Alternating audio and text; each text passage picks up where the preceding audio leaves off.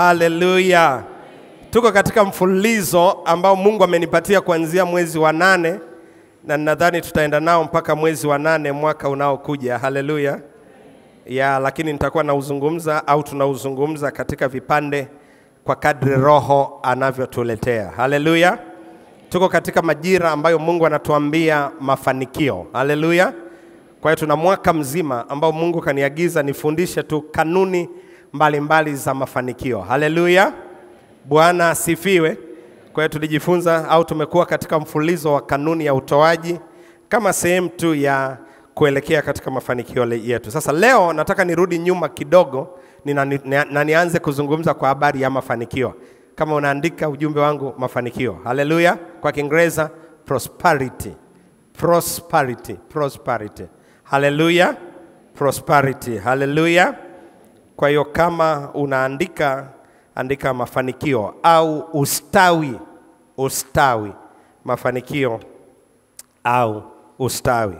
Mafanikio au ustawi. Haleluya. Bwana Yesu asifiwe sana. Bwana asifiwe. Nataka nianze kuzungumza somo hili ambalo lina mchanganyiko mkubwa sana katika ulimwengu huu wa sasa. Baba atanikubalia, babangu amekaa kwenye injili kwa zaidi ya miaka 60 sasa. Ni 60 baba 85. Miaka 85 umri wake. 85 ndio your age or you have been in the ministry for 85 years? 50. Yes, 50 years. Miaka 50 baba amekuwa katika injili. Haleluya. Bwana Yesu asifiwe. Na utanielewa kwa sababu nataka niweke usahihi wa mambo kadhaa ambayo tumekuwa tukiyapitia. Wale ambao wameokoka miaka mingi wanakumbuka miaka ya 80, mwanzoni mwa miaka ya 90 mpaka kufikia mwanzoni mwa miaka ya 2000. Wanaweza wakakubaliana na mimi ya kwamba umasikini ilikuwa ni moja kati ya kitambulisho cha mtu aliyeokoka. Bwana asifiwe. Bwana asifiwe. Bwana Yesu asifiwe.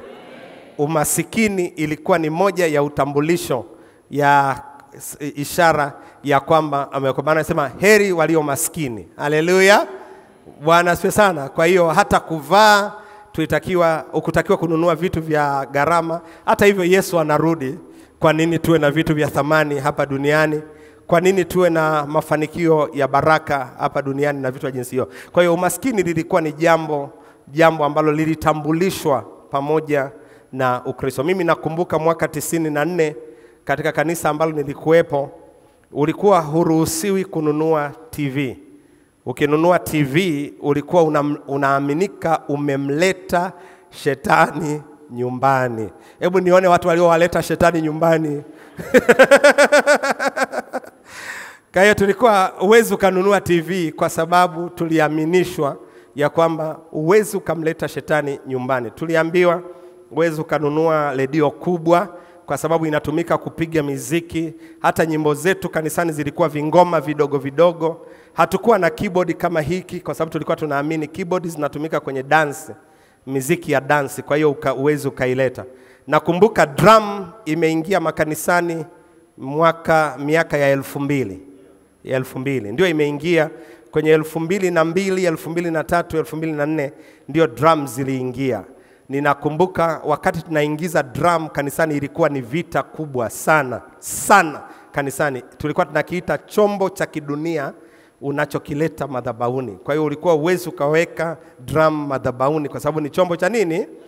Cha kidunia. Nakumbuka mwaka 2003 nilifanya tukuza, wakati huo tukiita campus night. Na kwa mara ya kwanza mwaka 2003 Mungu alinisemesha kuanza kufunga light hizi taa, na hazikuwepo makanisani. Na kuambia 2003 hazikuwepo.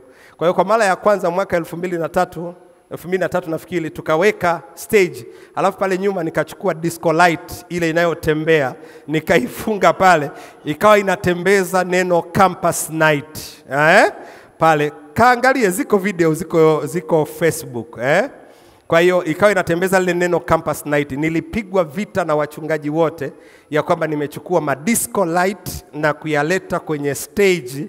Kwa hiyo kwa maneno mengine, vijana msiende kwenye huo mkesha kwa sababu ni mkesha wa kidunia 2003.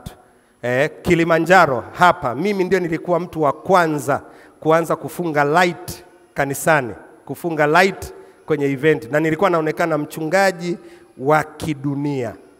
Mwambie jina lako, mchungaji wa kidunia. Mchungaji wa kidunia. Sasa leo nikiona ibada zinafanyika kanisani, watu wanafanya ibada za sifa na kuabudu na wanafunga light, na wakikosa light mioyo inaumia. Nasema nini tena kimeendelea? Bwana Yesu asifiwe sana. Kwa hiyo nataka nizungumze hili somo la mafanikio, na nilizungumza katika uelewa wa kutaka kuleta uelewa kwa watu ili tulielewe vizuri. Bwana Yesu asifiwe sana. Bwana asifiwe. Bwana Yesu asifiwe. Sasa nisaidie, na nitafundisha zaidi ya kuhubiri. Kwa hiyo nitajitahidi kufundisha zaidi ya kuhubiri, japokuwa mimi ni mhubiri. Haleluya. Kwa hiyo kuna wakati ninaweza nikachemka bila kifuniko, unisaidie tu kurudisha kifuniko pale. Nyamrudi Bwana Yesu asifiwe sana. Nataka uandike mambo kadhaa ninapoweka utangulizi huu. Jambo la kwanza ambao nataka uandike ni hili, ya kwamba kila mwanadamu ana njaa ya mafanikio. Kila mwanadamu ana njaa ya mafanikio. Baba, ninakushukuru kwa ajili ya somo hili ambalo linakuja kuleta uelewa mpana kwa swala hili ambalo linaendelea kupotoshwa miaka baada ya miaka kwa kadri tunavyokaa katika maisha haya. Wasaidie watoto wako kulielewa katika jina la Yesu Kristo. Amen. Bwana Yesu asifiwe sana. Utanielewa tu ninapoendelea na somo hili, kwa sababu leo Pastor Dennis, watu wachache sana ndani ya kanisa ambao wakimwona mtu amefanikiwa wataamini ya kwamba kafanikishwa na Mungu. Wengi wetu watu wakifanikiwa, wakimwona mtu ana nyumba nzuri, ana gari nzuri, ana maisha mazuri na kila kitu, wengi huwa wanakimbilia na kuamini kwamba ni Freemason, au wengine watakwambia anatumia uganga, anatumia uchawi. Tunaamini shetani anaweza akafanikisha, ila Mungu hawezi akafanikisha. Bwana asifiwe sana. Tunaamini, ni rahisi kuamini kwamba mafanikio yanatoka kwa shetani na sio kutoka katika Mungu. Lakini nataka nianze kwa kusema ya kwamba kila mwanadamu ana njaa ya kufanikiwa. Na usiwahi kusahau hiyo. Sababu kwamba unafanya kazi, sababu kwamba unafanya huduma, sababu ya kwamba uko shuleni leo, sababu ya kwamba unafanya biashara leo, sababu ya kwamba umeoa mke, una watoto, una kila kitu, ni dalili tosha ya kwamba unachokitafuta ni mafanikio. Bwana asifiwe. The business that we are in this world is the business of prosperity. Biashara pekee ambayo tunaifanya leo katika ulimwengu huu ni biashara ya kutafuta mafanikio. Kwa nini watu wanaingia kwenye siasa? Wanachokitafuta ni mafanikio. Kwa nini watu wanaenda kusoma wawe maprofesa? Wanachokitafuta ni kitu kimoja tu, mafanikio. Kwa nini watu wanaoa? Wanachotafuta tu ni mafanikio. Kwa nini watu wanaanza makampuni? Wanachotafuta tu ni nini? Mafanikio. Kwa hiyo kila mmoja wetu ana njaa ya kufanikiwa. Tuko pamoja? Jambo la pili, maisha yanapokosa mafanikio au ustawi huwa yanapoteza maana. Maisha yanapokosa mafanikio au ustawi yanapoteza maana. Unamsikia mtu anasema sentensi kama hii, nimefanya biashara na sioni mafanikio. Umesikia hivyo? Nimefanya huduma na sioni mafanikio. Nimeenda shule, nimesoma na sioni. Si ndio sentensi mnaisema mafanikio? Nimeoa huyu mwanamke na sioni mafanikio. Yani si hatuzai, hatuna mali, hatuna nini, sioni nini? Yani kila mtu anachotafuta ni mafanikio, na maisha yakikosa mafanikio yanapoteza maana. Bwana asifiwe. Bwana asifiwe. When life has no success, has no prosperity, it loses its meaning. Tuko pamoja? Tuko pamoja? Mtu yeyote anayeitwa na Mungu ili amtumikie Mungu, cha kwanza atamuuliza, je, nitafanikiwa? Hakuna mtu anamtumikia Mungu, hata mimi hapa, kama sina uhakika wa kufanikiwa. Dalili kwamba ninamtumikia ni kwa sababu nina uhakika ya kwamba nitafanikiwa. Hakuna mtu anataka kutumikia kitu au kufanya kitu mahali ambapo hawezi akafanikiwa. Uwezi ukaajiriwa kwenye kampuni yoyote kama unahisi ya kwamba utafanikiwa. Uwezi ukaanzisha kampuni yoyote ukihisi ya kwamba sitafanikiwa alafu ukaendelea tu kufanya. Hakuna mtu wa jinsi hiyo. Maisha yanapokosa ustawi, yanapokosa mafanikio, yanapoteza maana. Jambo la tatu, kila kitu tunachokifanya tukiwa hapa duniani ni kwa sababu tunataka kufanikiwa.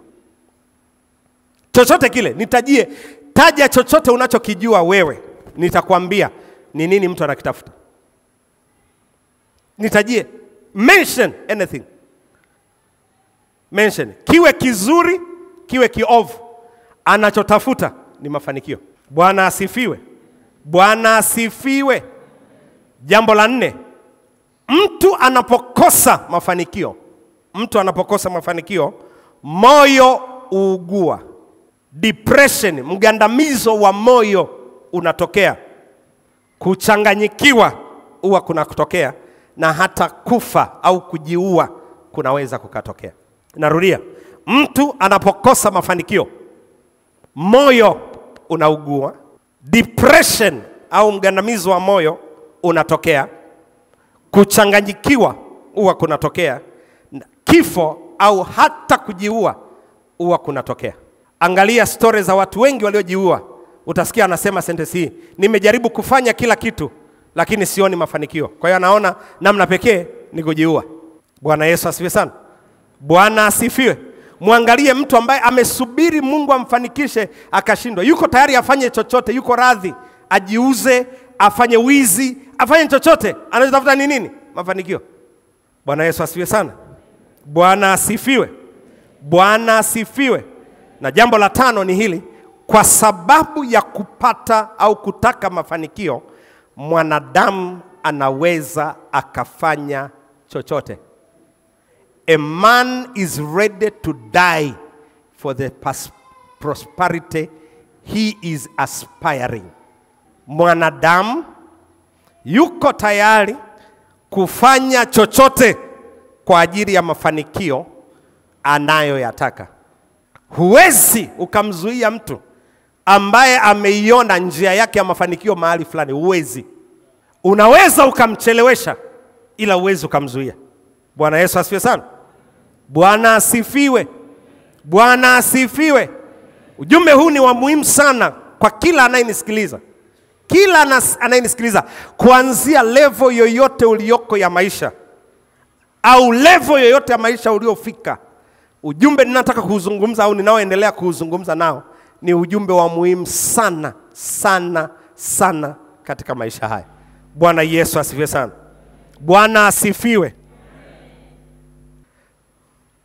Wakati najiandaa na somo hili, nataka nilisoma baadhi ya vitabu na ambavyo nataka na wewe ukavisome. Haleluya. Moja kati ya kitabu ambacho nitatumia notes zake kwa asilimia kama 90 ya hiki ninachokifundisha ni kitabu cha mtumishi wa Mungu Kenneth Hagin. Kenneth Hagin ndiye baba wa mafanikio. Ukisikia injili ya mafanikio, baba aliyeizaa injili ya mafanikio anaitwa Kenneth Hagin. Yeye ndio baba, mtu wa kwanza baada ya upentekosti kutokea aliyeanza kufundisha injili ya mafanikio. Kenneth Hagin alifundisha injili ya mafanikio na ikaanza kushika kasi pamoja na upentekosti. Ilikwenda na ikafika mahali watu sasa, na nitazungumza hapa mbele utaona, kwa sababu kwenye mafanikio, swala la mafanikio huwa kuna extremes. Extreme ni miisho miwili. Kuna mwisho ulioko mkono wa kulia na mwisho mwingine uko mkono wa kushoto. Mkono wa kushoto ndio ule tuliokuwa tunasema ya kwamba Yesu Kristo alikuwa maskini ili sisi tuwe matajiri, lakini tunaishaga kwamba wokovu ni kuwa na maisha ya chini, kuwa na vitu vya kawaida. Umaskini ni upande mmoja, na upande wa pili wa somo la mafanikio ni ufisadi. Narudia, upande wa kwanza wa somo la mafanikio unaanzia kwenye umaskini kwenda kwenye ufisadi. Sasa Kenneth Hagin alipolianzisha somo hili alikuwa anawafundisha watu kutoka katika msingi wa umaskini waje katika mafanikio. Na alipokuwa anaendelea akagundua ya kwamba watu walipofika kwenye mafanikio wakaendelea mbele kwenda kwenye upande wa pili wa ufisadi. Mungu akamwambia asahihishe fundisho alilolianzisha. Ndio akaandika kitabu kinaitwa The Midas. The Midas. Kwa hiyo katafuta kitabu kimoja kinaitwa The Midas. The Midas. A balanced teaching, biblical teaching on prosperity. Ndio akaandika kitabu hicho Kenneth Hagin. Bwana Yesu asifiwe. Nitatumia sehemu kubwa ya mambo yaliyo katika kitabu hiki kukusaidia. Haleluya. Lakini cha pili, kitabu ambacho nataka ukakisome ni kitabu cha siri iliyopo katika kutulia. Siri iliyopo katika kutulia.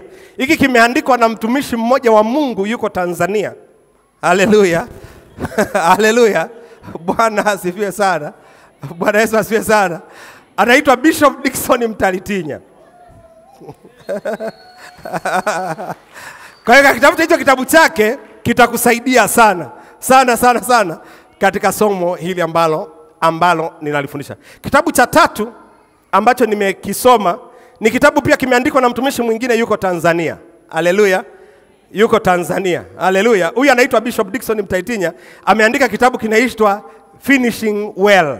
Kumaliza vizuri kitu ulichoitwa kufanya. Na kuna vitabu vingine, kwa mfano mtumishi wa Mungu Francis Langula ameandika kwa habari ya kanuni za kifedha, ameandika pia kwa habari ya ugavi wa kimungu.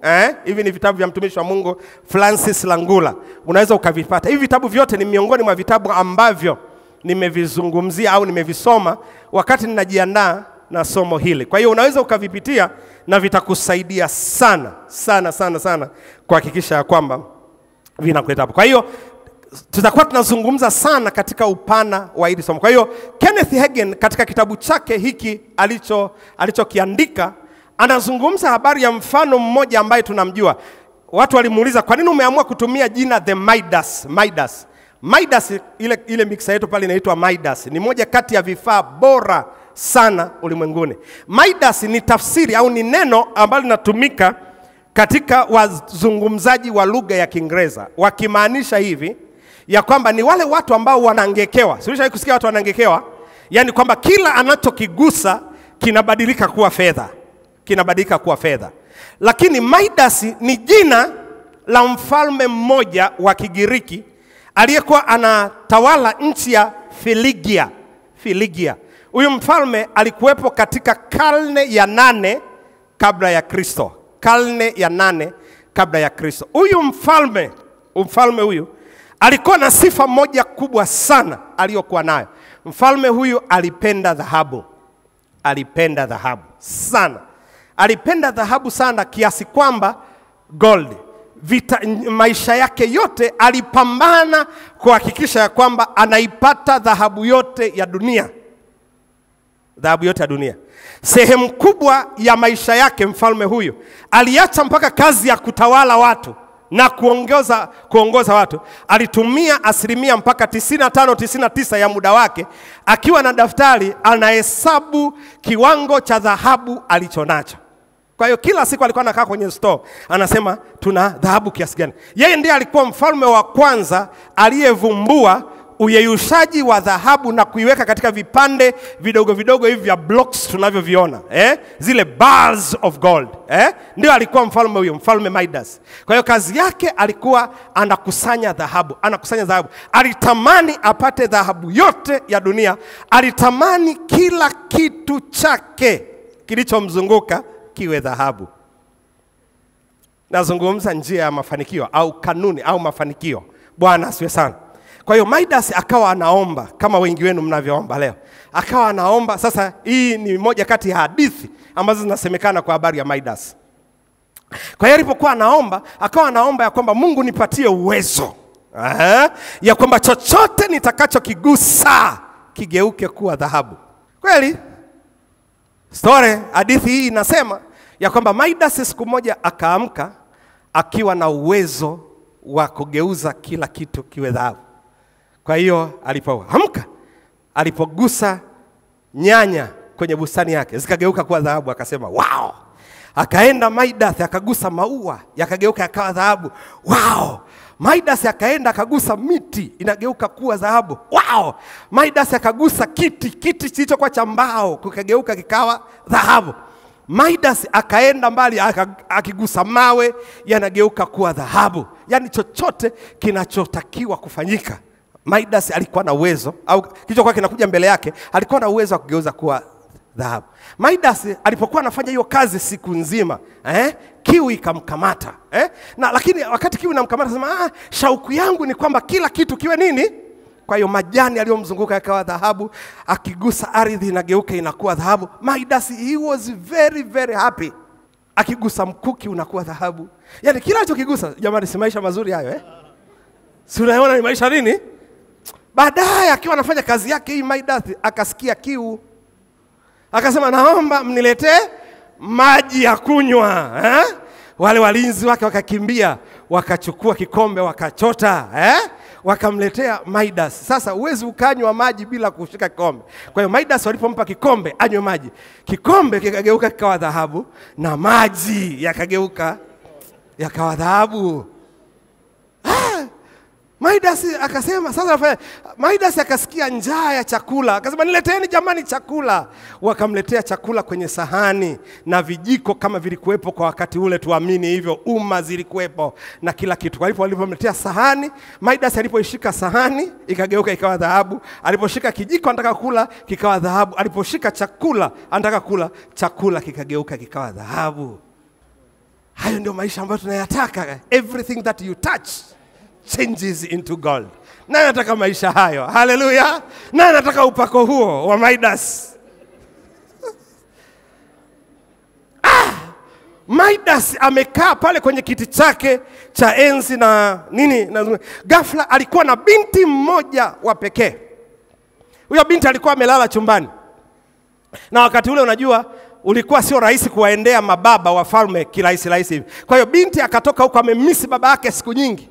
Akaja mbio, huyo binti anamkimbilia baba. Sasa baba wakati anakazana anamwambia usiniguse, na unamwambiaje binti aliyezoea kukumbatia? Kama nilivyokuambia mkumbatie mtu leo, unamwambia leo usinikumbatie. Yule binti akaja kakumbatia baba, pale akageuka sanamu ya dhahabu. Midas akakasirika, akasema sasa hiki kitu gani ambacho kila kitu kinageuka kwa dhahabu? Ndio ilikuwa shauku yake. Shauku yake ilikuwa kwamba kila kilichomzunguka kinakuwa nini? Na Mungu kampa ya kwamba kila alichokuwa anakitaka kigeuke kiwe nini?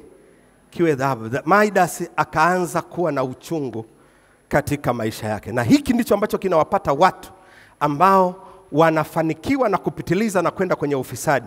Huwa wanafika mahali hawaridhiki na ghafla uchungu wa ghafla unaingia ndani ya mioyo yao. Midas akaanza kuiona dhahabu haina thamani tena, kwa sababu mtu ambaye nilikuwa labda namtafutia ni mtoto wangu, naye amegeuka kuwa dhahabu.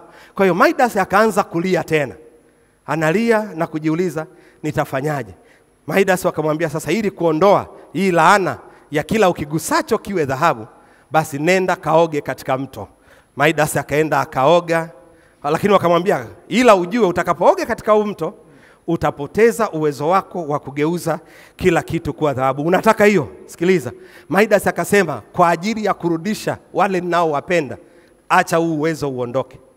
Maana alimkumbuka mtoto, alikumbuka chakula kizuri alichokuwa na kila, alikumbuka maji mazuri ya kunywa aliyokuwa na kunywa. Midas akasema, hapana, mimi huu uwezo imetosha.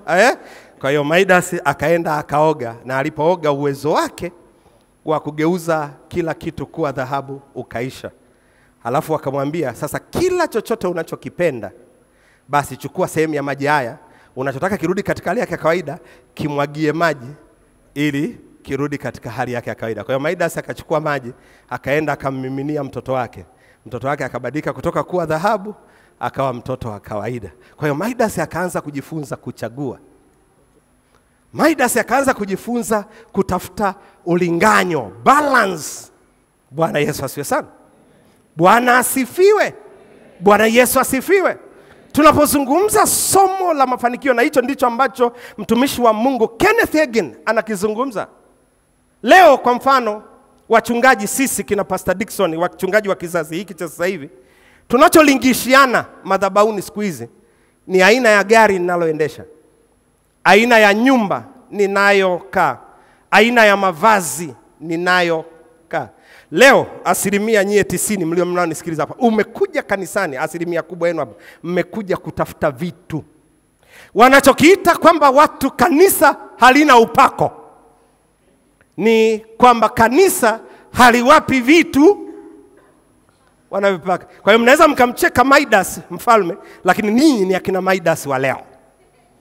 Ninyi ndio akina Midas wa leo. Leo Pastor Dennis, Pastor Elizabeth, ukihubiri injili isiyoungamanishwa pamoja na upatikanaji wa vitu, watu wanaondoka kanisani. Njoo kanisani nitakuombea upate mbe. Njoo kanisani nitakuombea upate gari. Njoo kanisani nitakuombea upate viwanja. Njoo kanisani nitakuombea upande cheo. Njoo kanisani nitakuombea upate mtoto. Njoo kanisani nitakuombea upate sijui nini. Njoo kanisani nitakuombea. Ukiacha kuhubiri injili ya jinsi hiyo, na wapoteza ninyi washirika wote mlioko hapa. Bwana Yesu asifiwe sana. Bwana asifiwe.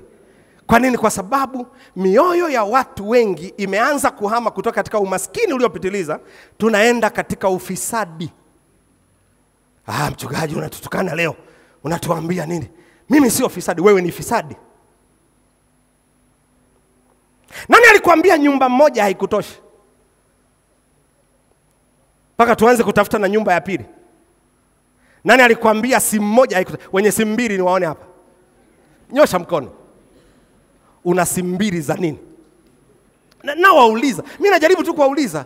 Wewe unasema mimi sio Midas, mimi sio fisadi, lakini wewe ni fisadi. Wenye magari mawili, matatu, manne na bado uliziki nayo ya nini? Bwana asifiwe. Bwana asifiwe. Mtu kama Pastor Dickson hivi amejenga nyumba, vyumba 5. Fisadi tu.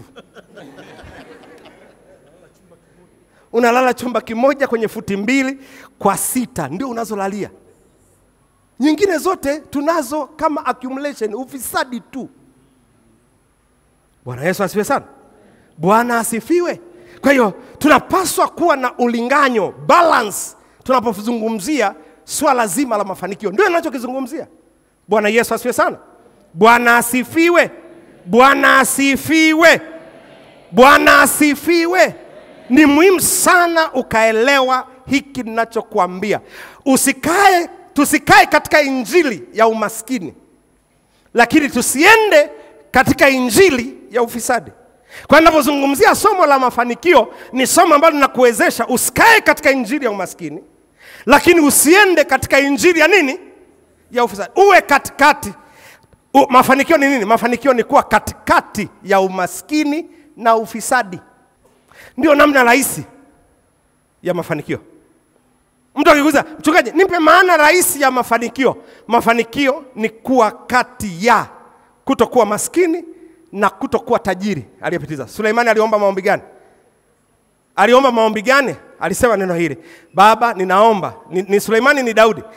Daudi aliyeomba akasema, Mungu ninaomba usinipe umaskini uliopitiliza mpaka nikakukufuru, nikakutukana, wala usinipe mafanikio yaliyozidi mpaka nikakukufuru. Unahitaji kuwa na balance.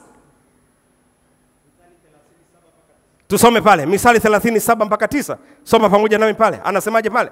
Maana kuna watu huwa waelewi. Misali sura ya 30 mstari wa 7 mpaka ule wa 9. Anasemaje? Twende pale tafadhali. Anasema mambo haya mawili Suleimani anayaomba. Nimekuomba na usininyime haya matatu kabla sijafa. Anaomba nini? Angalia mstari wa 8. Uniondolee ubatili na uongo. Usinipe umasikini wala utajiri. Unilishe chakula kilicho kadri yangu. Kwa hiyo anaomba kwamba nisiwe tajiri niliyepitiliza, na wala nisiwe maskini niliyepitiliza. Niwe hapa kwenye mafanikio. Ndio hapo katika injili nakuja kusema utaua na kuridhika. Ndio unakuja hapo. Utaua na nini? Na kuridhika. Bwana Yesu asifiwe sana. Bwana asifiwe. Sasa leo nataka niseme hivi ya kwamba wale waliotufundisha injili ya umasikini walikuwa wanakosea. Maana walituambia mambo haya ya kwamba Yesu Kristo alikuwa masikini. Yesu hakuwa masikini. Narudia, Yesu hakuwa, ila alijifanya maskini ili sisi tuwe matajiri. Kwa hiyo Yesu hakuwahi kuwa maskini na hatawahi kuwa maskini. Tuko pamoja? Kwa hiyo injili, ukiniletea injili ya umasikini, hatukubaliani nayo. Injili hii inasema hivi, pesa ni mbaya. Pesa sio mbaya. Ila Biblia inatuambia hivi, kupenda fedha ndio shina la, haijawahi kusema pesa ni mbaya. Tuko pamoja? Injili hii inasema hivi kuwa na inasema that biblical prosperity has nothing to do with material things. Biblia, injili hii ya umaskini inatuambia hivi, hatukuja hapa duniani kutafuta vitu. Hata hivyo tunaenda kwa Mungu wetu Baba kesho. Kwa hiyo kama ni kusoma, usisome sana. Kama ni kujenga, usijenge nyumba nyingi sana. Nyumba zetu tunazijenga mbinguni, sio hapa. Uongo. Hizo ni injili zinatufundisha umaskini. Bwana Yesu asifiwe sana. Bwana asifiwe. Biblia haijawahi kutuambia tusitafute chochote katika ulimwengu huu. Biblia haijawahi kutuambia pamoja na kwamba tulikuja hatuna kitu hapa duniani tusitafute vitu. Imetuambia tutafute, ila tukumbuke tutakapoondoka hapa hatuondoki na kitu. Sawa? Kwa hii injili ya umaskini nimeikataa. Sema pamoja nami, injili ya umaskini nimeikataa. Sema katika jina la Yesu Kristo, injili ya umaskini nimeikataa. Lakini pia injili ya ufisadi nimeikataa. Hii injili ya ufisadi inatuambia hivi, kupata utajiri ni sehemu ya imani.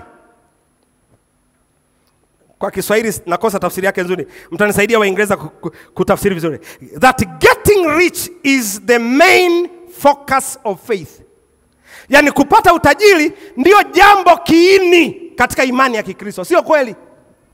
Na hii ndio ambayo wengi wenu mnayo. Okoka, ukija maisha yako yatakuwa mazuri, utafanikiwa katika ulimwengu huu. Hicho sio kiini cha imani ya Kikristo. Sijui kama mnanielewa. Nijaribu kutafuta mifano rahisi sana ambayo utanielewa. Jaribu kutafuta mifano rahisi sana. Ni kama mtu akikwambia gari ni petroli. Gari sio petroli. Sawa? Ila petroli inahitajika ili gari liende. Kwa hiyo gari sio petroli. Gari ni zaidi ya petroli. Na hicho ndio tunachosema hivi, kwenye uokovu ni zaidi ya kufanikiwa kifedha. Ndio tunajaribu kuzungumza. Ni zaidi ya kuwa na vitu. Kwa maneno mengine, siwezi kusimama hapa na kuambia mimi nimeokoka sana kwa sababu nina gari, kwa sababu nina nyumba, kwa sababu nina duka, kwa sababu biashara yangu inaenda vizuri. Mimi ni wa kiroho sana, ndio maana biashara yangu inatengeneza faida. Uongo. Si kama mnanielewa?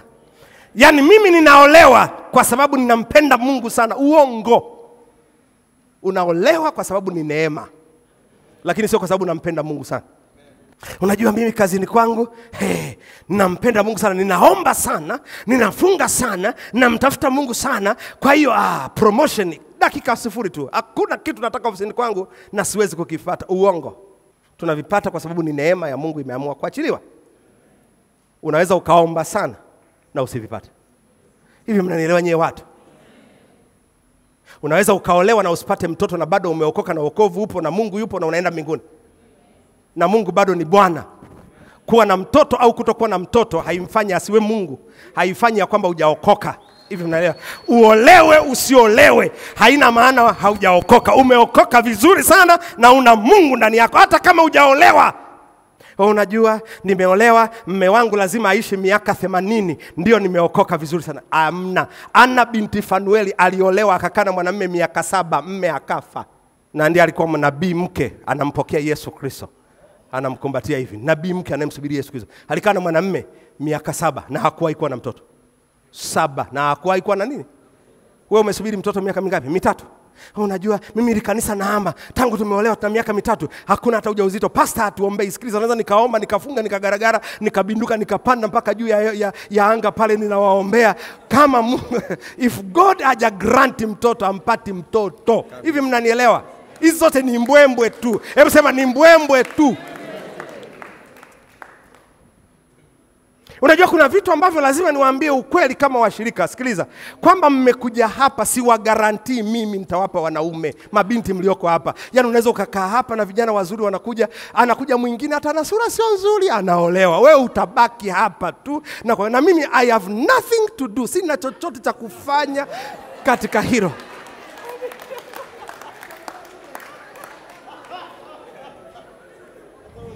Yaani kama ningekuwa mwanadamu ambaye ninashika kichwa na mimi ningekuwa nashika kichwa. Na huyu naye kaolewa, binti yangu fulani kabaki. Yaani hata mimi kuna wakati naweza nikashika nini? Hivyo kwa sababu sina yaani sihusiki chochote katika cha kwako. Sihusiki. Hivi mnanielewa? Sihusiki chochote. Yaani I have nothing to do. Sina chochote cha kufanya chochote kitokee katika maisha yako. Sina. Ukiviona vimetokea neema.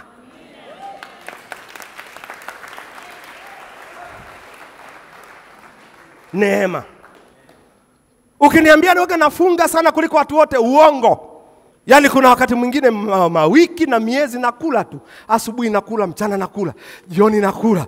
Naomba sana kabla sijasimama hapa kanisani, uongo. Yaani kuna wakati nalala hata bila kuomba, lakini bado natakiwa kusimama nini? Mimi bado ni mwanadamu. Hakuna chochote kinatokea. Sasa sisemi msiombe. Mimi sijasema na hiyo. Hakuna chochote kinatokea kwa sababu kuna kitu mimi nimefanya. Hivi mnanielewa? Hakuna.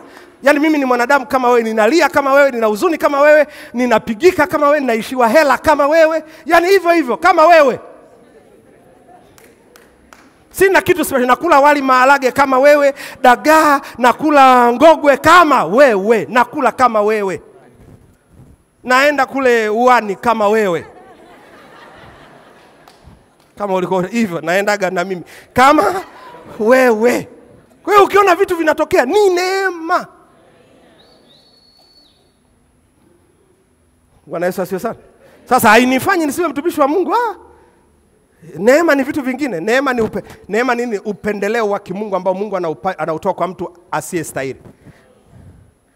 Kwa nini na maarifa nikihubiri neno hapa la Mungu kuliko ninyi nyote? Si kwa sababu nasoma sana vitabu, si kwa sababu naomba sana, si kwa sababu nimekaa kwenye Biblia sana. Neema tu nimepewa. Yaani wewe unasoma uwezi ukaona, ila mimi nikisoma mimi naona. Yaani ndio tofauti hiyo. Kwamba wewe unaweza usione, mimi nikaona. Hivi mnanielewa? Ngoja nizungumze binadamu ndio unielewe. Wangapi mlisoma primary darasa la kwanza mpaka la 7? Wangapi mlisumbuka 1 kujumlisha 1 ni 2? Mimi wa kwanza. 1 kujumlisha 1? Yaani mpaka ulikuwa unamshangaa mwenzako, wewe unashindwaje kuona 1 kujumlisha 1 ni 2? Wangapi walikuwa wanashangaa marafiki zao? 1 kujumlisha wewe ulifanya kitu gani cha ziada kuijua 1 kujumlisha 1 ni 2? Na kuuliza ulifanya kitu gani cha ziada kuifanya 1 kujumlisha 1 akilini kwako ikakaa kwamba ni 2? Kwani mimi nikija nikisema 1 kujumlisha 1 ni 5 nimekosea nini? Na naweza nikakupa ushahidi 1 kujumlisha 1 ni 5. Na nikakupa ushahidi. Kwa hiyo hivi vitu ni neema, mbele yako ni neema. Wewe niseme neno zuri. Wewe si daktari? Madaktari wote uliomaliza nao na mnaofanya kazi pamoja mna maisha sawa? Kitu gani kinakutofautisha wewe na wao? Kama ni mshahara wote mnapata milioni 1, huyu anapata milioni 1 na huyu anapata milioni 1. Kwa nini wewe una kiwanja na nyumba, huyu hana hata bajaji? Ulishawahi kujiuliza? Ni neema. Bwana Yesu asifiwe sana. Bwana asifiwe. Kwa hiyo mtu wa kutuambia hii injili ya ufisadi na nyewe hatuitaki. Yaani kwamba nimeokoka, kwamba kwenye wokovu tunapozungumzia wokovu basi mafanikio ni lazima yaje nikiwa nimeokoka. Si kweli. It is not the main focus. It is not the central focus. Sasa hizi injili kama hizi tukianza kuzihubiri makanisani, watu wengine hawatuelewi. Watu wengine, lakini ukweli ni kwamba Yesu ni mponyaji, lakini kuna watu watakufa na magonjwa. Huo ndio ukweli. Kazi yangu nitajaribu kuomba, lakini naweza nikaomba na usipone. Nikaomba na usipone, haina maana sina upako.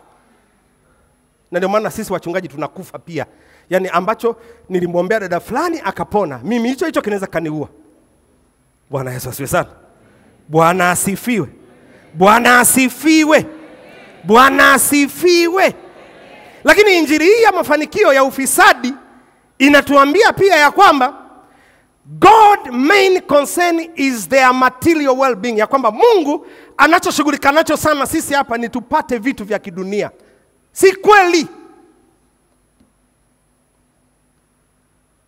Si kweli. Injili hii imeweka msisitizo, hii injili ya ufisadi imeweka msisitizo katika upatikanaji wa vitu. 3, injili hii inasema hivi, mtu aliyefanikiwa kifedha ni mtu wa kiroho. Uongo. Uongo. Unaweza ukafanikiwa kifedha na usiwe wa kiroho. Amnielewi nyie? Kwani kuna watu wangapi ambao ni matajiri huku na hawajaokoka? Prosperity has nothing to do with your salvation. Wakati mwingine ni kweli salvation inafungua mlango wa kufanikiwa, lakini kuna watu hawatawahi kufanikiwa na hawatawahi kuokoka na watakuwa wamefanikiwa kwa mafanikio ya nje ambayo tunayaona. Bwana Yesu asifiwe sana. Bwana asifiwe. Bwana asifiwe. Bwana asifiwe. Bwana asifiwe. Kwa hiyo lazima pawe na balance, mlinganyo katika swala zima la mafanikio. Tusiwe maskini tunaomkosea Mungu. Tusiwe matajiri mafisadi tuliopitiliza katika Mungu. Hebu nipelekee tena katika ile Mithali. Anasemaje? Angalia pale. Mstari wa 8 ule anasemaje? 8 anasemaje pale? Anasema hivi, uniondolee ubatili. Kwa Kiingereza anasemaje? Nipe NIV. NIV anasemaje? Keep falsehood and lie far from me. Yani uniweke mbali na roho zidanganyazo. Alafu anasema hivi, give me neither poverty nor riches. Yani usinipe umaskini wala usinipe ufisadi, but give me only my daily bread. Alichokuwa nakiomba huyu ni Suleimani, jamani, kumbukeni, mtu tajiri. Na nitakuja kukuambia kwa nini alifikia maombi haya.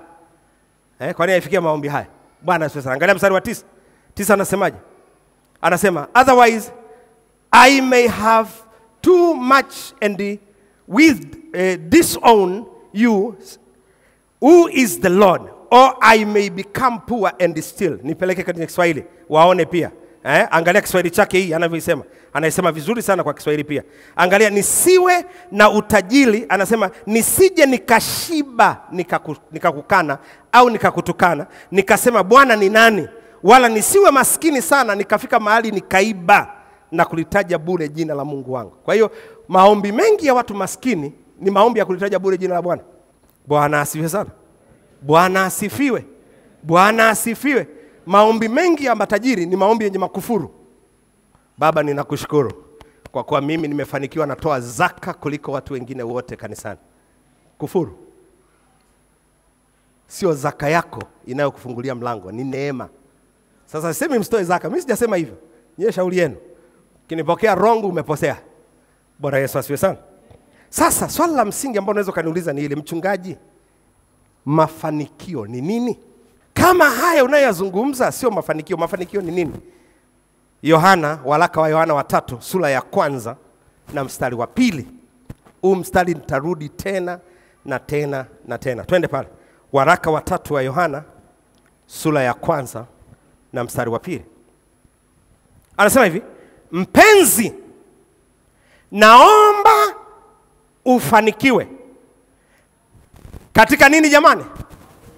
Katika nini? Kwa hiyo tunahitaji mafanikio ni nini? Ni mtu ambaye amefanikiwa katika mambo yote. Hebu sema, mafanikio ni mtu ambaye amefanikiwa katika mambo yote.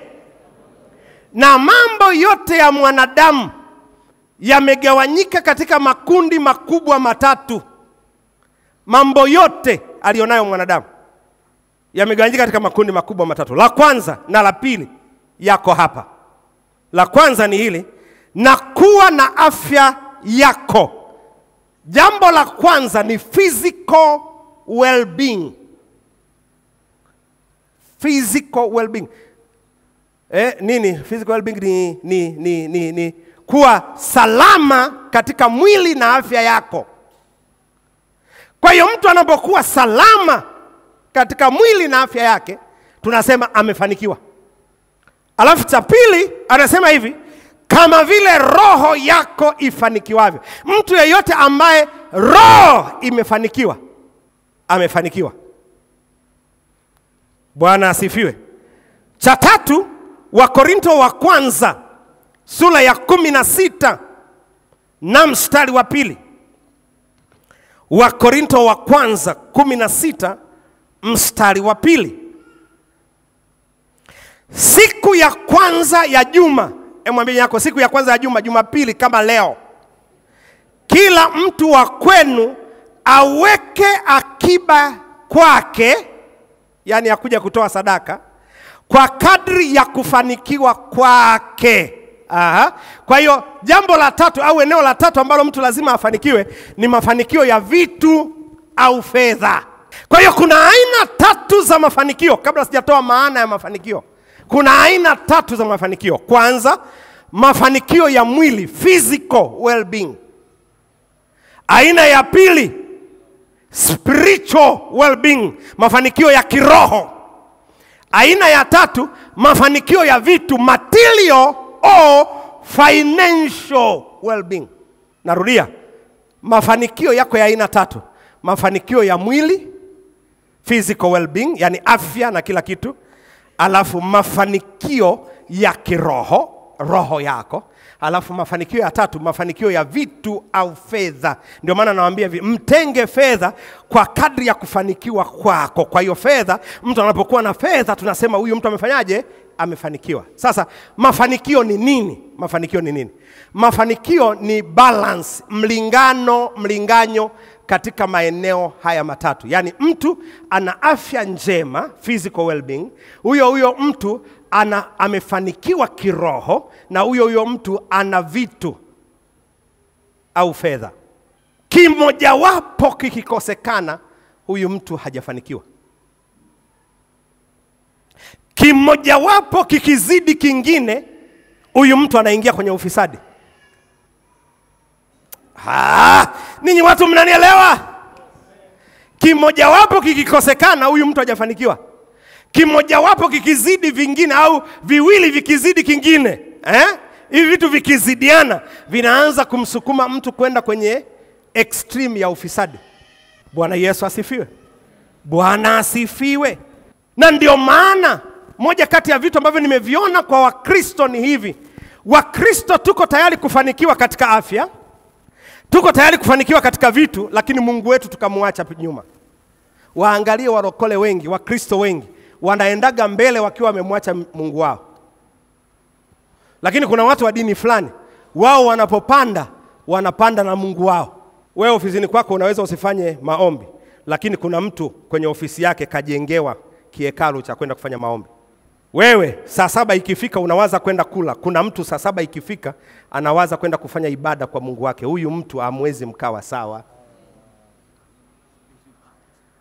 Spiritual. Wangapi hapa mmesoma degree? Nyosha mkono. Wangapi hapa mnasoma diploma? Nyosha mkono, sio dhambi. Mnasoma diploma, mmesoma diploma. Nyosha. Certificate. Kumbe nachunga kanisa la watu ambao hawajasoma. Haya, nyosha mkono. Waliosoma certificate, degree, diploma, nyosha hapa. Sifa za kujiunga na chuoni vyuo vinasemaje?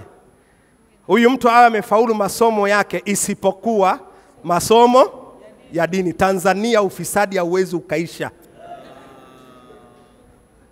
Kwa sababu tunataka mtu aliyefanikiwa kimwili, aliyefanikiwa kivitu, lakini hana Mungu.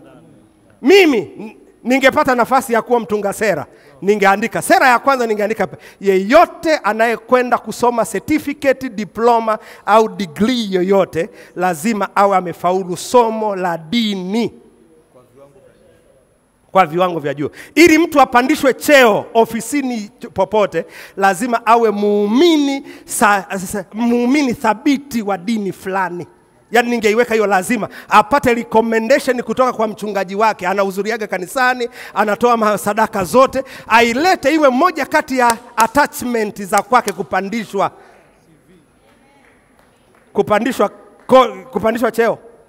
Mnawapeleka watu ambao wamefanikiwa kimwili, wamefanikiwa kivitu, hawana Mungu ndani yao. Hamwezi mkakomesha ufisadi, hamwezi. Nchi yangu lazima irudi kwenye misingi yake. Irudishe elimu ya dini kama somo la lazima kwa watoto wetu katika shule zetu.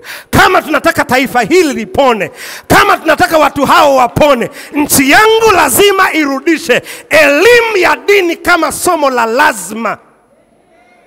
Vinginevyo tutagombana na vitu ambavyo huwezi ukagombana navyo. Huyu mtu ana misingi ambayo inamtoa katika misingi ya Mungu. Hatuwezi kuzungumzia usafi na kutokutuibia kwa mtu ambaye amemtenga Mungu na kumweka Mungu mbali na yeye. Hatuwezi.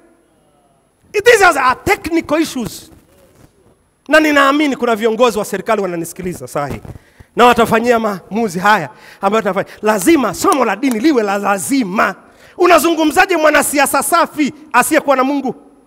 Unazungumziaje bosi mahali asiyekuwa na Mungu?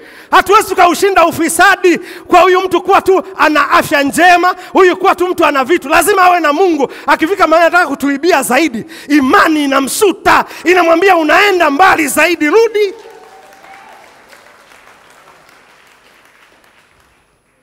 Rudi.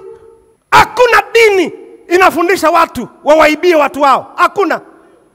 Ila kwa sababu tumeamua kwenda mbali. Ngoja niseme na viongozi wa dini hapa, sikiliza. Viongozi wa serikali, viongozi mbalimbali wa vyama, viongozi wa mashirika ya umma, viongozi wa biashara, hawa ni washirika wetu. Tuwaambie ukweli, tuwachunge, tuwalee. Ila sasa mtu akija na sisi wenyewe tunanywea, tunapiga hivi, yani unamuogopa. Unaogopaje mtu ambaye Mungu amekupa kumchunga? Unamwona anakosea, mwambie unakosea. Acha haya unayofanya. Shida tuna viongozi wa dini ambao hawawezi wakasema.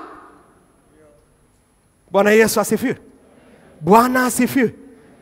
Nafikiri ni katika Wakorinto kama sikosei wa kwanza, anaposema walipochagua katika akili zao, katika fikra zao kumwacha Mungu, Mungu aliwaruhusu waendelee katika upotovu wa mioyo. Nafikiri ni 1:26 kama sikosei.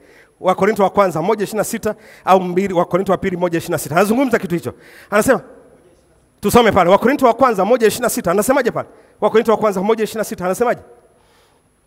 Maana ndugu zangu, angalieni mwito wenu, ya kwamba si wengi wenye hekima ya mwilini. Warumi 1:26. Warumi 1:26. Warumi 1:26. Anasema hivi. Hivyo Mungu, tuanzie juu yake, tuanzie 24. Anzia 24. Anzia 1:24. Anazungumzia kwa habari ya ushoga, lakini ni extrapolation. Ni jambo ambalo unaweza kulipeleka katika mambo mengine. Anasema kwa ajili ya hayo Mungu aliwaacha katika tamaa za mioyo yao, waufuate uchafu, hata wakavunjiana heshima miili yao. 25 anasemaje? 25. Anasema kwa maana waliibadili kweli ya Mungu kuwa uongo, wakakisujudia kiumbe na kukiabudu badala ya muumba anayehimidiwa milele. Amina. 26. Anasema hivi 26. Hivyo Mungu aliwaacha wafuate tamaa zao za aibu. Tunapomkataa Mungu, tunaruhusu ya kwamba Mungu atuache tufuate tamaa zetu za aibu.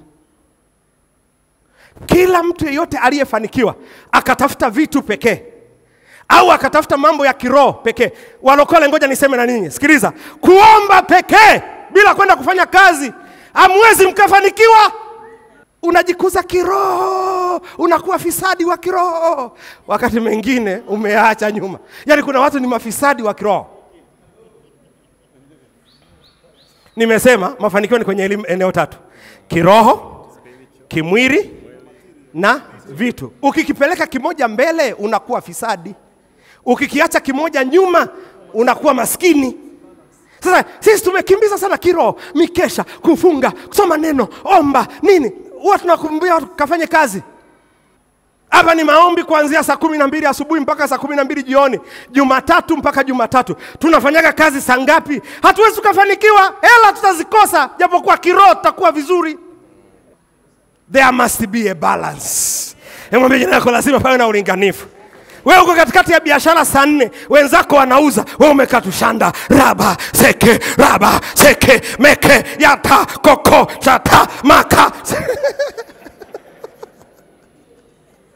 Wenzako wanauza 200, 300. Wewe shanda, rebe, koko, raba. Mtu akifika sema kachanganyikiwa huyu, anasogea kwa mwenzake. Unauzaje bwana? Anamwacha abaki kwenye shanda, rebe, seke, koko, yata. Shauri yenu.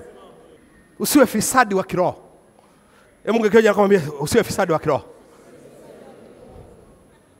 Kuna watu ni mafisadi physically wa mwili. Kwa sababu ni kijana mzuri, anapendeza, anajua basi naweza nikalala na kila mmoja. Yaani kila dada anayemwona anampite, anamuita, anamtumia message. Wewe ni fisadi wa kimwili. Fisadi mwili. Huo mwili ukupewa utumike katika kila kitu. Ulipatakiwa kuwa na balance. Pawe na ulinganifu. Kwenye ndoa siku hizi watu wanazungumzia tu ngono tu, anirizisha. Mbona mzungumzie tunaomba sana? Mbona uzungumzio? Mbona uzungumzia aombi huyu? Nguvu za kiroho za kimwili zinakujaje wakati kwa jamaa ambalo aliombi? Liombe kwanza. Na Roho Mtakatifu atatuwezesha. Hamjasikia katika mambo? Roho Mtakatifu anaweza kukuwezesha hata kwenye ngono. Shida yako hujaomba. Umekazana tu ngono, kunywa tangawizi, kunywa sijui nini.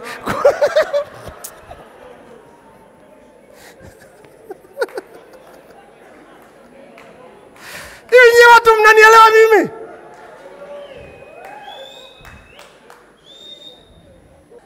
There must be a balance. Ndio ninachokizungumzia. Maisha sio ngono tu. Kama ilivyo maisha sio hela tu. Kama ilivyo maisha sio kiroho tu. Bwana asifiwe. Bwana asifiwe. Nakumbuka sisi moja kati jambo limetesa sana Pastor Panja, utaniambia na baba atatuambia. Tulikuwa tukifika mahali pa walokole, watumishi wa Mungu wakachaguliwa kuwa viongozi wa serikali. Sema haya tuhusu. Sisi tutaomba tu. Sikiliza, kuna nafasi ya kuomba, kuna nafasi ya kwenda kuwa viongozi. Kuna nafasi ya kwenda kuwa viongozi. Na mimi ndio nawaambia hivi, inukeni. Bwana Yesu asifiwe. Bwana asifiwe. Wangapi wananielewa mpaka hapo? Tunazungumzia mafanikio ni ulinganifu, balance kati ya extreme ya umaskini na extreme ya ufisadi. Ndio balance. Pakiwa na ulinganifu huo, Mungu anakuepo hapa ili kufanya. Sasa Mungu jamani anafanikisha. Mungu anafanikisha. Na nataka nikuonyeshe mifano ya watu 4 waliofanikishwa na Bwana. Lakini kabla sijafika hapo, angalia Zaburi ya 50 mstari wa 10 mpaka ule wa 12. Zaburi ya 50 mstari wa 10 mpaka ule wa 12. Anasemaje pale? Soma pamoja nami. Anasema hivi, maana kila hayawani ni wangu. Yaani Mungu anasema hivi, kila mnyama unayemuona huko, simba, punda, kondoo, mbwa, wale wote ni wa Mungu. Anasema kila hayawani ni wangu, na makundi juu ya milima 1000 ya wale mbuzi, swala, yote ni ya nani? Ni ya Mungu. Alafu anasemaje 11 anasema hivi. 11 anasema hivi. Na wajua ndege wote wa milimani na wanyama wote wa mashambani ni wangu. Alafu 12 anasema hivi. Kama ningekuwa na njaa si ningekuambia, maana ulimwengu ni wangu na vyote viijazavyo. Sasa kama Mungu anasema ni vyake, tujiulize swali, ni vyake yeye au ni vyake kwa namna gani? Maana kuna watu wanasema hivi, unajua hatukuja na kitu hapa duniani, tubaki hivyo, wanazungumzia umaskini, lakini Mungu anasema ni vyake. Hivi vitu vyote viliumbwa kwa ajili ya Adamu. Kitabu cha Mwanzo sura ya 2 mstari wa 7 anasema hivi, Mungu akamtengenezea Adamu bustani, akaweka wanyama na matunda na kila kitu kwa ajili ya nani? Adamu ailime na kuitunza. Mungu akamwambia katika vyote unaweza ukala. Kwa hiyo hivi vyote viliandaliwa kwa ajili ya Adamu. Angalia Mwanzo Zaburi sura ya 24 mstari wa 1 anasemaje? Zaburi 24:1 anasemaje? Zaburi 24:1 anasema, nchi na vyote viijazavyo ni mali ya Bwana, dunia na wote wanaoikaa ndani yake. Mungu kama ni vya kwake, ameviweka kwa ajili ya nani? Ameviweka kwa ajili yako. Kwa hiyo ukifa maskini ni wewe. Ukifa maskini ni wewe. Sasa shida iko hivi. Shida iko kwenye kujilimbikizia. Watu wengi sana mnataka kujilimbikizia. Ndio shida ilipo. Ila Mungu hajatuzuia tutumie. Mungu ameviweka hivi vitu vyote Jordan ili ya kwamba vitumike kubadilisha maisha ya watu, yani yangu mwenyewe na watu walionizunguka. Baba wa taifa hili Mwalimu Nyerere kuna wakati walimwambia tuchimbe madini, akawaambia haraka ya nini kuyachimba? Ni ya kwetu na vizazi vinavyokuja. Haraka ya nini? Rasilimali ambazo Mungu anatupatia zipo kwa ajili ya kuhakikisha kwamba zinakusaidia wewe na watu waliokuzunguka, sio za wewe kujilimbikizia. Shida tulionao leo, kwa nini tuna watu maskini katika nchi zetu?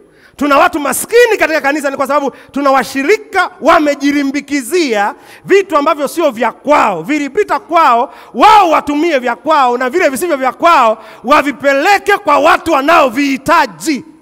Mtu akavikumbatia vyote akasema vya kwangu. Kwenye maofisi na taasisi tuna shida hizo tu. Shida ya mwanadamu ni kujilimbikizia. Bwana Yesu asifiwe sana. Sasa ngoja nikuonyeshe mifano ya watu 4 ambao Mungu aliwafanikisha, alafu nitakuwa namaliza kwa leo, nitaendelea Jumapili ijayo. Bwana Yesu asifiwe sana. Mfano wa kwanza tunaupata katika kitabu cha Mwanzo sura ya 13 mstari wa 2. Mwanzo 13 na mstari wa 2. Tunaweza tukaanzia ule mstari wa kwanza. 13:1 na 2. Tusome pale. Anasema hivi, Abraham akapanda kutoka Misri, yeye na mkewe na kila alichokuwa nacho, na Rutu pamoja naye, mpaka nchi ya kusini. Alipofika mstari wa 2 anasema hivi, naye Abraham, hebu sema pamoja nami, naye Abraham alikuwa ni nani? Soma nyie watu. Naye nani jamani anaitwa? Nani? Alikuwa ni nani? Baba wa imani ni nani? Na wauliza, baba wa imani ni nani? Sasa kama baba yenu wa imani alikuwa tajiri, wewe unashindwa nini kuwa tajiri? Mtu akifanikiwa akawa tajiri, Freemason, jambazi huyo, sijui nini. Shida hapa. Baba yetu wa imani alikuwa tajiri, na anazungumza utajiri aliokuwa nao. Alikuwa tajiri sana. Kwa nini? Ndio kitu kilikuwa cha thamani kwa wakati ule. Cha nini cha pili? Fedha. Cha tatu ni nini? Ndio vitu ambavyo Abrahamu alikuwa navyo, baba yetu wa imani. Yaani kwa mfano leo tungesema ni hao mababa zetu wa imani waliotuzunguka hapa. Mzee Kulola, Mzee Lazaro, yaani hao wanatakiwa kuwa matajiri, tena matajiri. Wakina Pastor Dickson.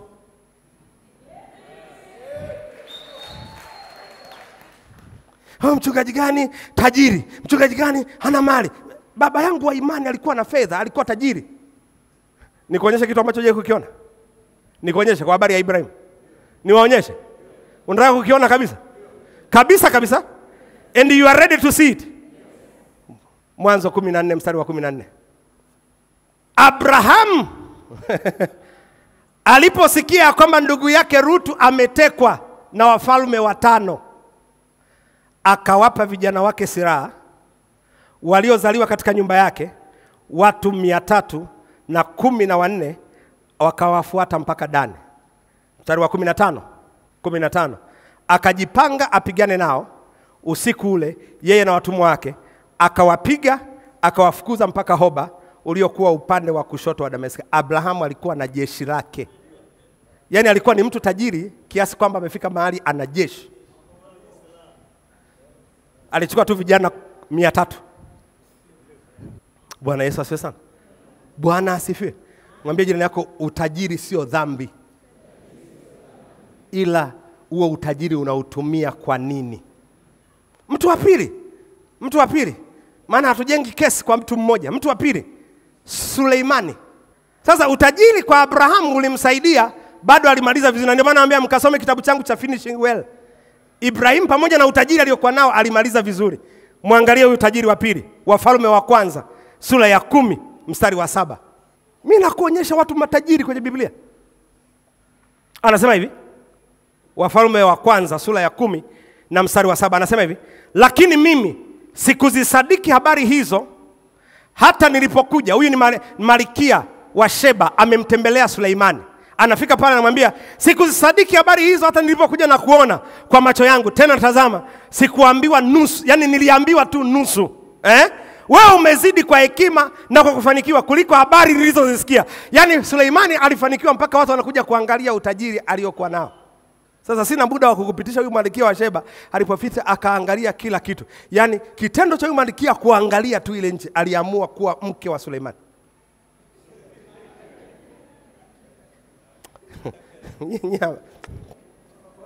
Amjanielewa ninachokizungumza. Yani unakaribisha mgeni, mzee Moses, Bishop. Unakaribisha nyumbani mgeni, anaangalia pale nyumbani kwako, anasema mimi nabaki hapa hapa.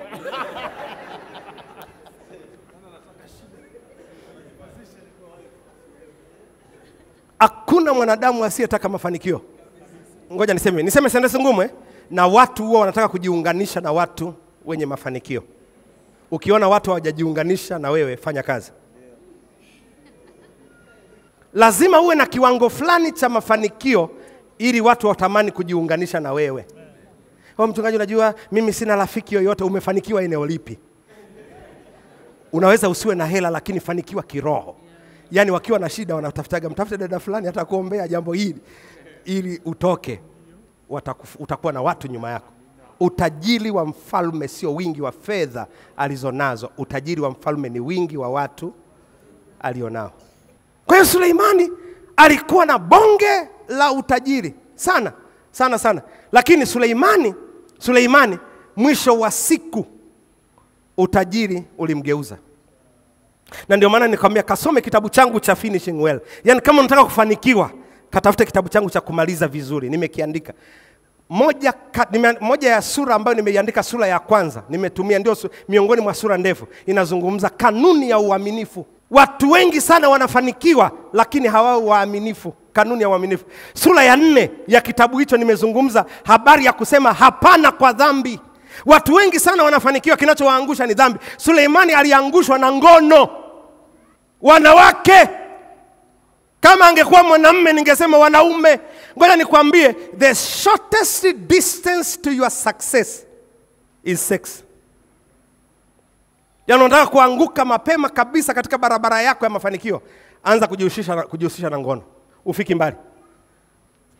Na ngoja nikwambie, moja kati ya roho zinazowafuataga watu wakianza kufanikiwa, moja kati ya roho inayofuataga ni the spirit of Jezebel. Roho ya ngono. Na ndio maana unaona kila mtu aliyefanikiwaga anapenda, kama ni mwanamume atapenda kujizungushia wanawake, kama ni mwanamke atajizungushia wanaume. Huna mafanikio ya kiroho na umefanikiwa, ngono lazima. Hivi nyie watu mnanielewa? Wewe endelea kuzitafuta hela, zikija siku umefanikiwa, na kuambia sarakasi za kuanguka ni kila siku. Utakuja tu kwa Pastor Dickson, atakuombea, atasema neema ya Bwana inatosha, inuka tena. Baba kaanze pamoja naye, mlinde, mzungushie malaika, lakini huna nguvu ya kiroho mwenyewe ya kujilinda. Ngono lazima, utaanguka tu. Kwa hiyo hakikisha unakuwa kivitu, unakuwa kiafya, unakuwa kiimani. Usimwache Mungu wako, usisogeze biashara. Yani kuna watu kuna watu ni mfalme Midas. Yule mfalme nilianza habari yake. Yani kila siku ukiingia kwenye biashara yako, boksi ngapi za sukari ziko leo? 5, kilo 5 sasa. Mchele ziko ngapi leo? 2. Yani kuanzia asubuhi saa 2 mpaka jioni unahesabu kilo za sukari, kilo. Tumeuza mauzo shilingi ngapi leo? Hivyo. Vocha tuliuza ngapi leo? Nini kile tumeuza? Yani ndio hizo tu unafanya kuanzia asubuhi saa 1 mpaka saa 3 usiku. Midas. Unahesabu dhahabu zako tu. Unawaza nitafanya nini niuze zaidi? Midas. Saa ya ibada unawaza niuze zaidi. Saa ya ibada ya kwenda, jamani kuna maombi leo Jumatano. Ngoja tutaenda Jumatano ijayo. Hebu tuone kwanza, tufanye cash count, hesabu. Leo tumepata ile shilingi 500 imepotelea wapi? Unaanza masaa matatu unatafuta 500. na shetani very clever. Anahakikisha masaa matatu unatafuta ile 1000 iliyopotea. 1000 iliyopotea masaa matatu. Anahakikisha muda wa ibada umeisha na kanisa lilishafungwa. Uwezi, una gari kweli, lakini ukienda pale vyombo vilishazimwa, taa zilishazimwa. Sasa nafikaje namwambia mlinzi, hebu nifungulie nianze kuomba. Wewe njoo tu, hata kama ni saa 4 usiku ingia kwenye giza. Hivyo usiwe Midas. Hebu mgekaje nako mwambie usiwe Midas. Unahesabu tu magunia ya mahindi, unahesabu tu vifaranga vya kuku, unahesabu tu ng'ombe waliozaa, unahesabu tu nguruwe, kilo za nguruwe wamekula kiasi gani, mifuko 3, 4, kesho nataka mingapi, 2, nini nataka kesho, bajaji mafuta, wateja wangapi wamefika, bado wangapi kufunga hesabu ya leo. Yani Midas, unahesabu tu. Nakwambia kinachokusubiri mbele ngono, na sitashangaa ukianguka kwenye ngono. Yani nakwambia sitashangaa. Suleimani ngono. Hivi ulishajiuliza mwanamume mmoja wanawake 1000? Ulishawahi kujiuliza? Wewe umetembea na wangapi? Unalinga mimi kidume cha mji 20 tu. Mwenzako alikuwa kidume. Mwenzako alikuwa kidume cha mji, wanawake 1000 na hakuna hata mmoja alikuwa analalamika hajatoshelezwa. Acha kututisha hapa. Hebu mgeukeje na kumwambia acha kututisha wewe. 5 tu unatutisha hapa. Mwenzako alikuwa na 1000. Wewe unatutisha nini wewe? Jamali ilikuwa kidume. Alafu ndio baada ya kuwa amefanya hivyo vyote akaandika kitabu cha Mhubiri, ubatili na kujirisha upepo. Umaskini, hii extreme, hii upande wa pili huu wa ufisadi. Ufisadi, hakuna fisadi yeyote asiyeambatana na wanawake, asiyeambatana na kiburi, asiyeambatana na kujitwalia utukufu. Mafisadi wote ni hivyo, wanajiona miungu watu. Naweza kufanya chochote. Ni kawaida, it is the principle, the norm of town. Usiende kwenye hii extreme. Ukitaka usiende, balance hivi vitu vitatu. Balance physical prosperity, balance mafanikio ya kimwili, balance mafanikio ya kiroho, balance mafanikio ya vitu au fedha, balance. Kuwa navyo katika ulinganifu ulioko sawa. Usiache kiroho kikaenda sana ukaacha mengine, usiache fedha ikaenda sana ukaacha mengine, usiache afya ikaenda sana ukaacha mengine. Kuna watu wako busy kuhakikisha kwamba anakuwa tu na afya. Mtu mmoja, sitaki kumtaja jina lake hapa, alikuwa na madaktari sijui wangapi, wanaangalia. Kuna mtu anaangalia tu amepumuaje leo, amevutaje hela, amekula chakula gani, kimeenda wapi, amelalaje, alilala vizuri au alijipinda kidogo ndio maana anapata hayo maumivu. Aliweka daktari wa kila eneo la maisha yake, lakini alikufa.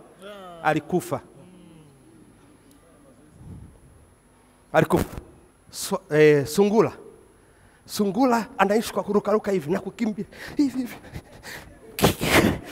Akiishi sana miaka 8 maximum 12. Sungula anarukaruka.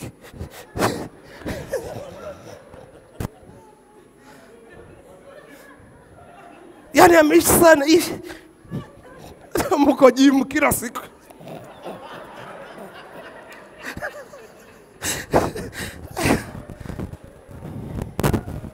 Lakini Kobe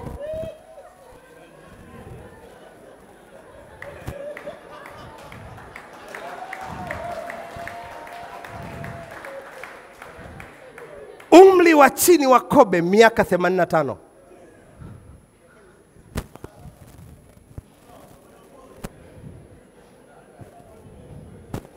Miaka mingapi?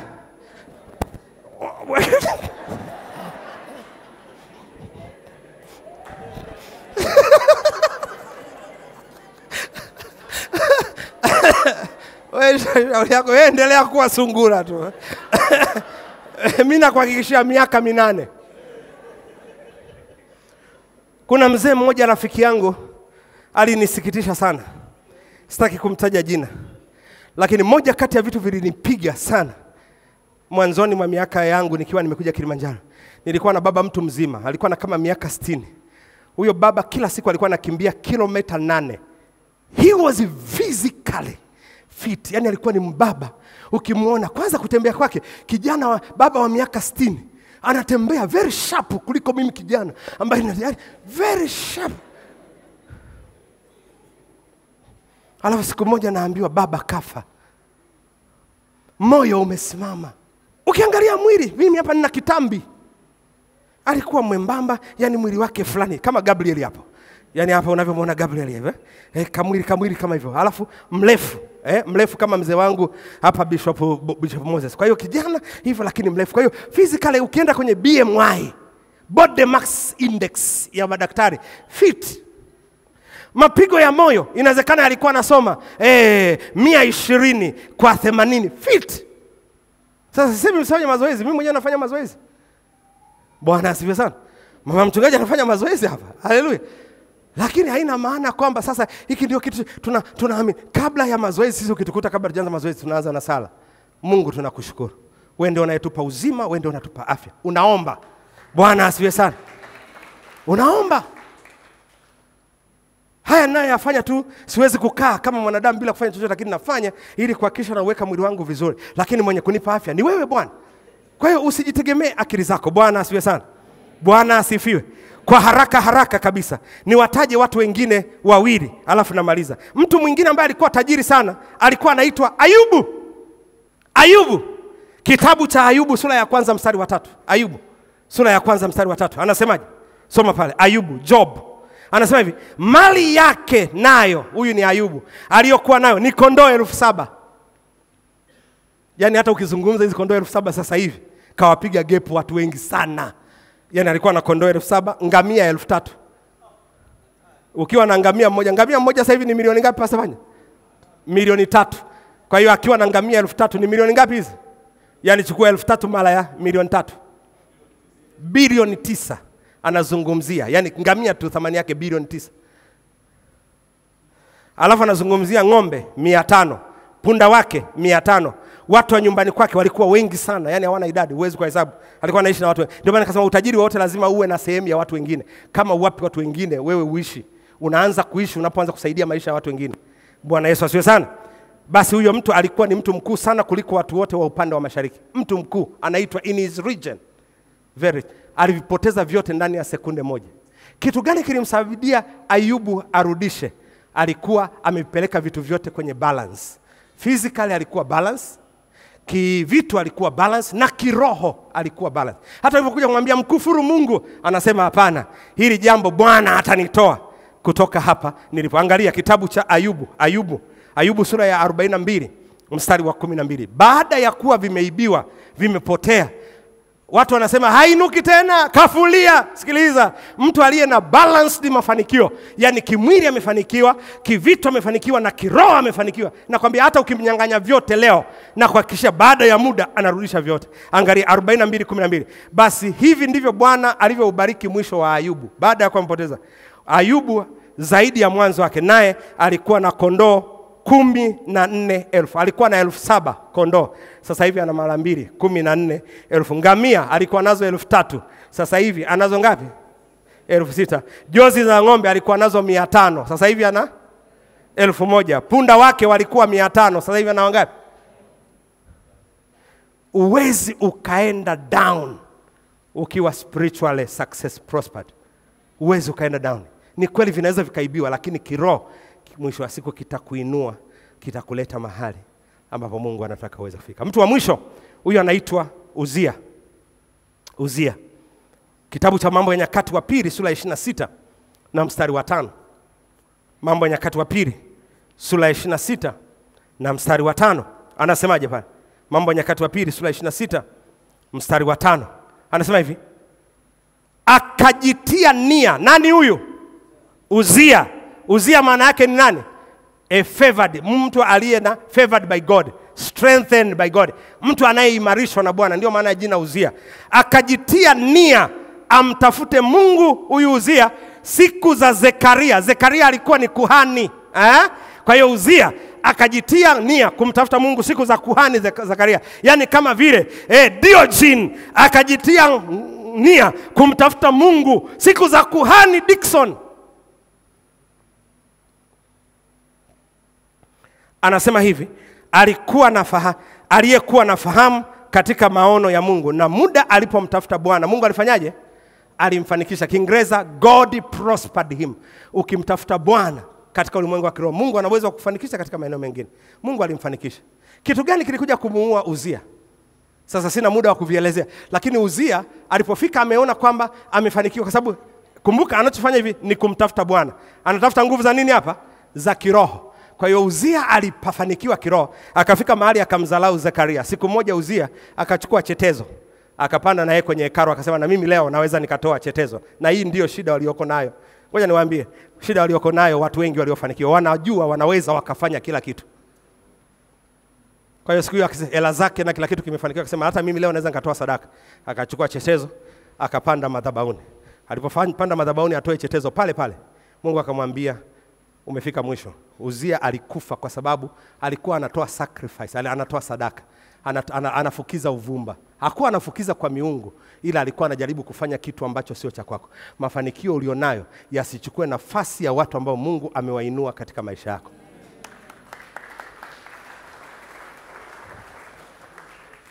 Kuna vitu you are entitled kufanya na kuna vitu hauko entitled kufanya.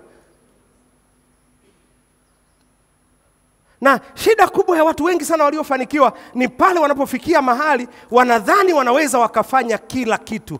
Mwambie jirani yako, huwezi ukafanya kila kitu. Mwambie tena, huwezi ukafanya kila kitu. Hata mimi mchungaji siwezi kufanya kila kitu. Naweza nikafanya vizuri sana eneo la kiroho, lakini nikashindwa kufanya vizuri sana eneo la biashara. Naweza nikafanya vizuri sana eneo la kiroho, lakini nikashindwa sana kufanya vizuri sana eneo la familia. Kila mtu ana limitations. Jifunze kuwa na balanced prosperity, mafanikio linganifu. Bwana asifiwe. Ujumbe wangu leo ni nini jamani? Mafanikio linganifu. Acha kutafuta hela bila kutafuta Mungu wako. Ukiwa unafanya biashara, kumbuka siku za ibada, njoo ibadani. Kuna sadaka za toa.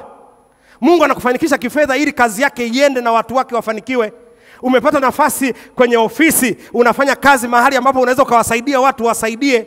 Unafanya kazi mahali ambapo unaweza ukawa benefit jamii iliyokuzunguka, wasaidie. Wewe ni tajiri katika kijiji fulani, kwenye mtaa fulani, wasaidie watu wa mtaa huo, watu wa kijiji hicho, saidia.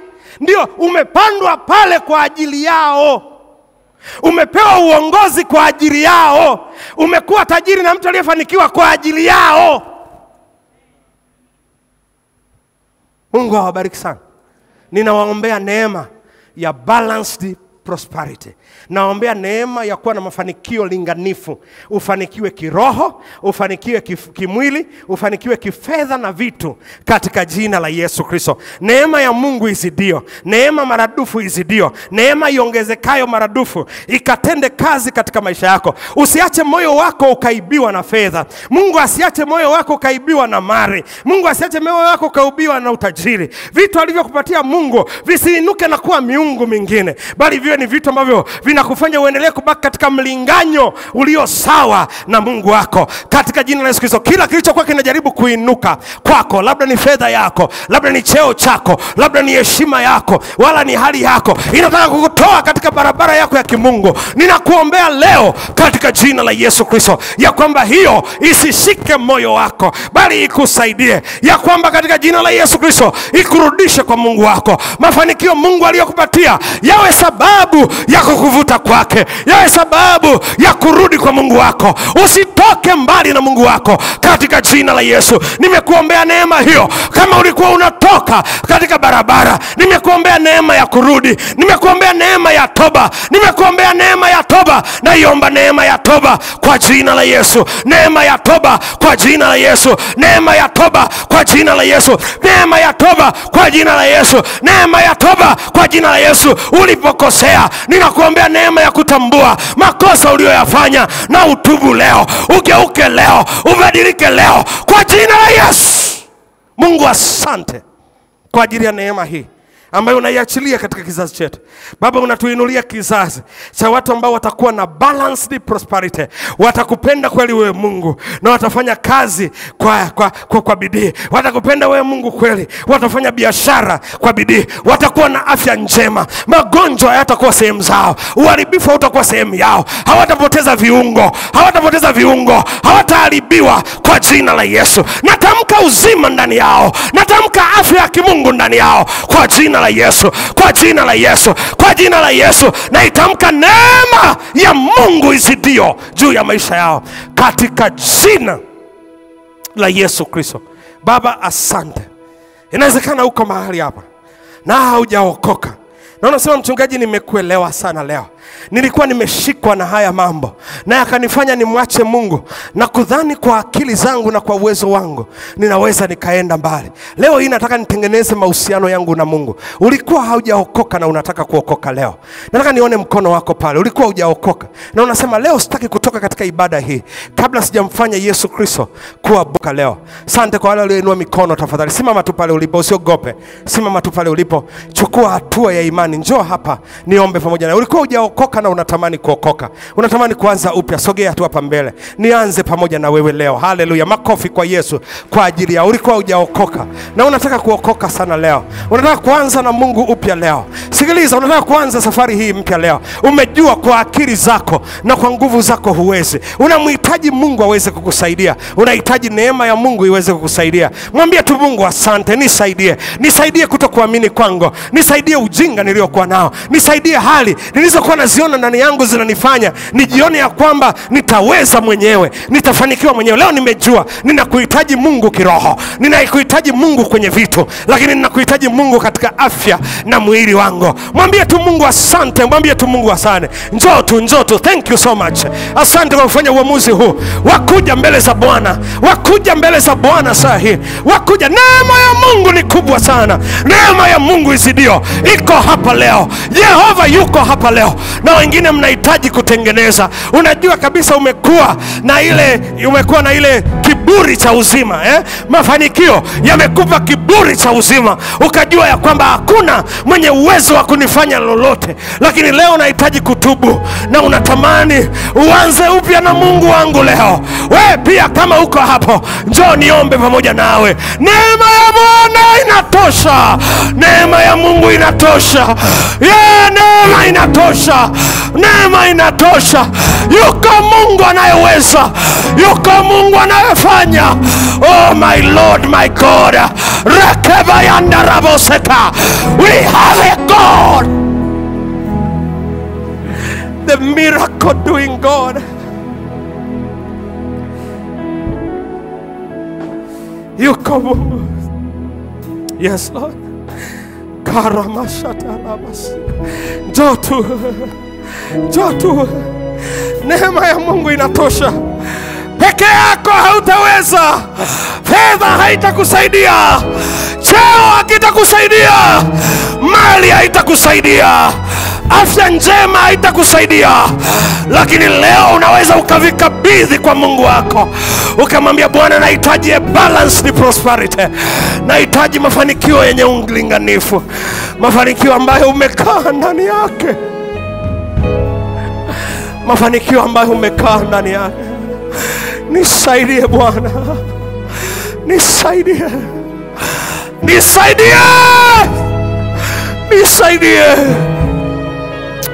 Nisaidie. Inawezekana uwezi ukaje hapa, lakini unasikia kabisa msukumo wa ndani. Pale ulipo unaweza ukaomba pamoja nami. Mwambie Bwana, sitaki kutoka hivi nilivyoingia. Hela ilikuwa imeshika moyo wangu, mali zilikuwa zimeshika moyo wangu, cheo kilikuwa kimeshika moyo wangu, vitu vilikuwa vimeshika moyo wangu, konseni ya afya ilikuwa imeshika moyo wangu, kujibusti na kujidai kiroho kulikuwa kumeshika moyo wangu. Baba, natamani leo.